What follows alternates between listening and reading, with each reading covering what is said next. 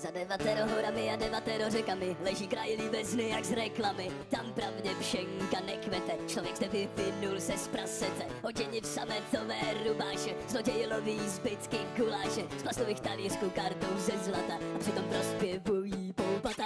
A tváře se tam nemění, pouze tituly a příjmení. Jak doma peníze vystaví svou mordu u dálnice na billboardu. Potom řidič skutku tvrdý chleba má furt on the road a s lumpama. Učí se všechna hesla z paměti a pak ty keci hustí do dětí. Za co, pane Bože, za co trestáš tento prostý lid?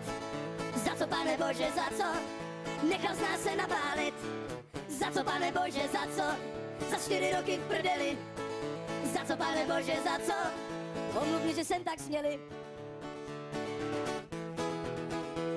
Mezi pány panuje věčná neschoda, jeden se z vrchu, tož druhý musí ze spoda. Aby ochránil voliče občana před kapitalistickýma zhrudama, tak jedni kradou pro lidi a druzí od lidí. Případné aferky se pod stůl odklidí, hlavně dodržovat všechny zásady. Nejlíp se špína kydá za zády, leda už tajím svoji příslušnost. Zemi, co vyměnila hrubost za slušnost, bo se mi nelíbí morální předlohy. Čili papalaši hrající si na bohy, povinné školení pro všechny poslance. Lekce planého žvánění, lekce arogance a místo polední debaty z prdu kulička, ať kvétá naše zemička.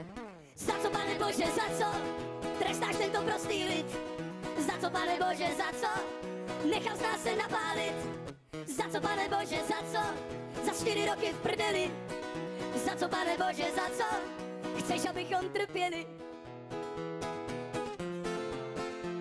Nutno ještě říct k tomu všemu, hledám mnohé nešťastných řešení v extrému. A tak pachá na rudé koalice, vzpomeňme, jaká je potřešních stolice. Nedávno přišla jedna děsivá zpráva, že se zase valí dělníci, tentokrát zprava. Poznávacím znamením jsou holé hlavy, neznalost dějin a ústavy. Přesto všechno, co lid v tom kraji zažívá, probíhají všechny nepokoje v pajzlu u piva. A stále věří na rytíře z Blaníku, než přijdou zvolil národ vyčkávací taktiku. Tak si tu pomalu každý svůj život nie, z úcty k tradici ruka ruku myje. Upřímně řečeno, trochu teskromie, že nám stačí demokracie.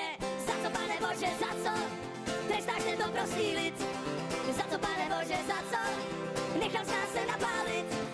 Za co, pane Bože, za co za 4 roky v prdeli? Za co, pane Bože, za co tak snad mě někdo odstřelí?